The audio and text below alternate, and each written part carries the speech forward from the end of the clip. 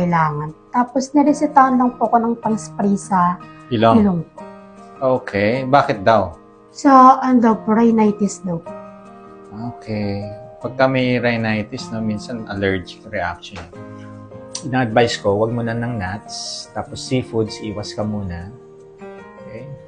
Shrimps, crabs, shells, iwas mo na. Tapos talaga, kung naglo-low carb ka, home cooked meal, lutong bahay na yan. Opo. Hindi ka na kumakain sa Pero labas. hindi na po.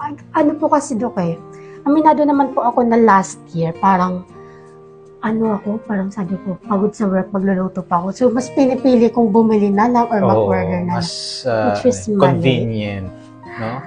Sinasaktan ko pala yung sarili ko ng day ko, Totoo. Convenience kasi yung mag-drive through o kaya dine in, kaya mag-uuwi ka na lang. So, mas convenient yun eh. Pero, ang totoo, mas healthier yung lutong bahay. Opo. Kaya po ngayon sinatsaga ko po mamalengke, mag-grocery every week.